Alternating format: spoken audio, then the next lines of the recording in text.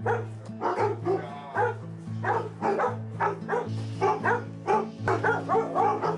we're out here at the facility and we have all our clients out here, and we're going to start working with dogs and seeing which dogs work with them best. Well, it goes back to Carol. She builds wonderful matches in the clients and the dogs. She's really intuitive on how she matches the dog with the client. We have some clients who have seizure disorders, heart conditions, and a couple of military people who have some disorders. They'll be introducing, like getting to know them, just starting to develop a rapport with them. And as you see those relationships build, nice matches were made. Let's go.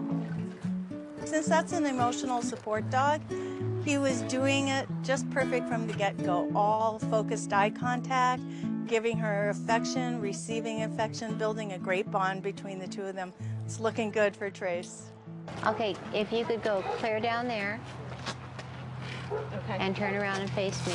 I have autonomic dysfunction, which means that my body's autonomic nervous system doesn't function correctly. When you're ready to go, you grab the harness. Okay. That becomes their cue to move.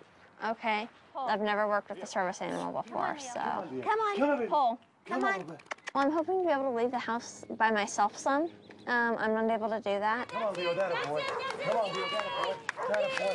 Yeah.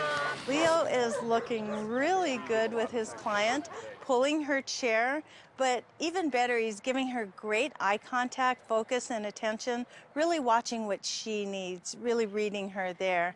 Now, this would be something I would use without my cane? Yes, it would be something you would use without your cane. Okay, perfect. Ernie is already responding well to his commands for the harness that he's in, shifting his weight just perfectly for his client also, so that Mike can work well with him. Down. Gentle. Good job. For Shayla, she's doing really well on emotional support and to build a great bond with her person so that she'll be prepared to seizure alert for her. This usually works a little better if you can put the leash around her neck. Well, I have seizures, and I have drop attacks. So mine just come out, those kind just come out of the blue. I live in Boston, and I also fell in Harvard Square. And people just tend to walk around you. Walking is so important in my life. And being able to walk again would be phenomenal. It'll give me hope. I'll be able to do things in my life. I think having a service dog will, people might actually stop and say, "Are you okay?" Just walk. But when you've lost some of your independence and something as simple as dropping an item on the floor or not being able to open the door or not being able to turn on a light switch or walk without assistance or having to push a wheelchair becomes a big deal. So when you are able to gain that feeling of I've got that back, it's liberation. Yahoo!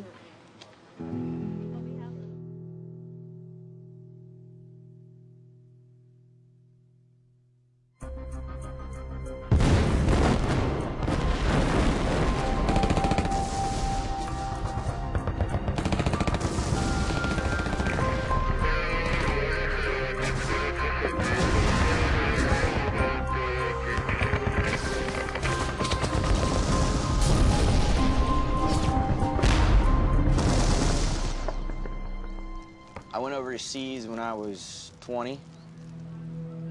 Killed my first person when I was 20. Well, I killed my first person that night, plus 50 others. Good girl.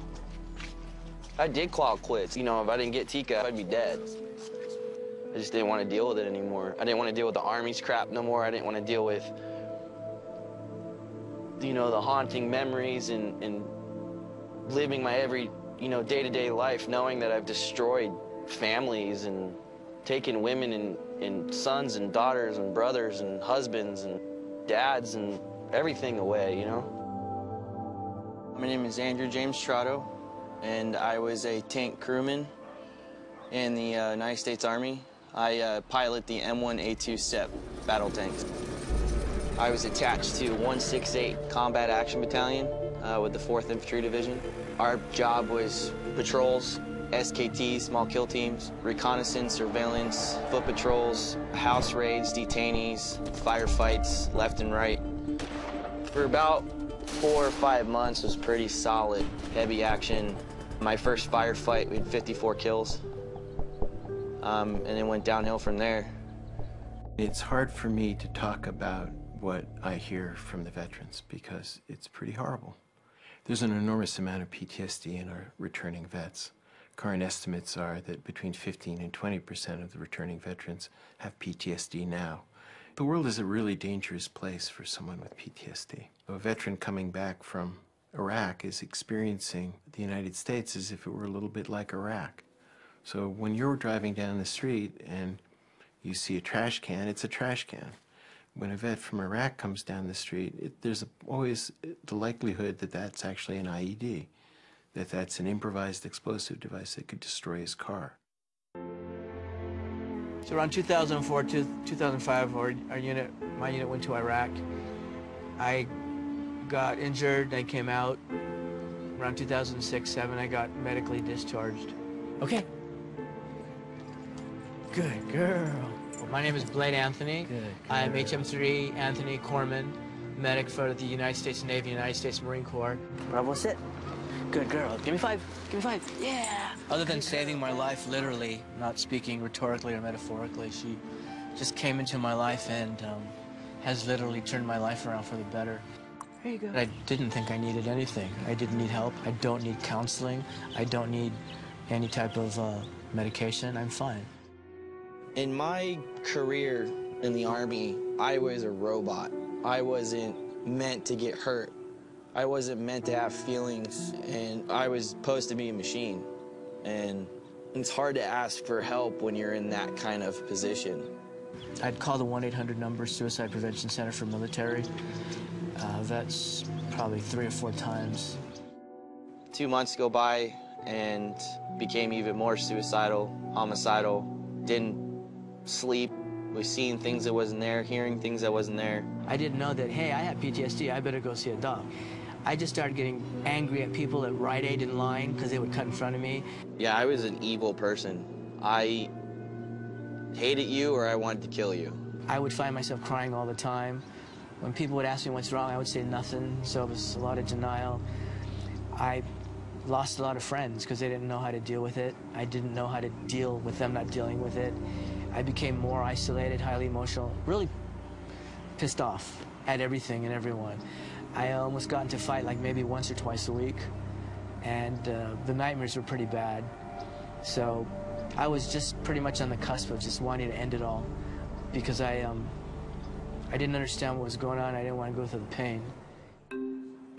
My name's Stephanie Bajent, and I work for Freedom Service Dogs, and we rescue dogs from shelters, and we train them as service dogs to assist people with mobility impairments. We train for soldiers and veterans and children with autism.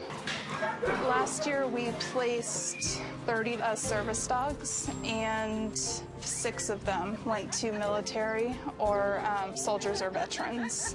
We love rescuing the dogs. There's so many wonderful dogs with the temperament of a service dog sitting in shelters. We don't need a breeding program to have the same temperament and quality dog to train for a service dog.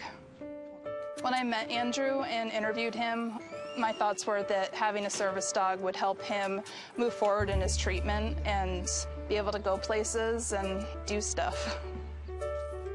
There's a program in the WTU called the AW2 program. A couple of the soldiers had dogs, and I've been a dog lover my entire life. So I went to AW2, and my AW2 advocate told me about the program. So I went ahead and filled out the application and sent it in, and within, I think, 2 weeks, I had a phone call. Did an over-the-phone interview, and then went into Freedom, sat down with Aaron and Stephanie and the whole crew, and then they brought out 3 dogs, and she was one of them. And her and I just, it was love at first sight. And hold on.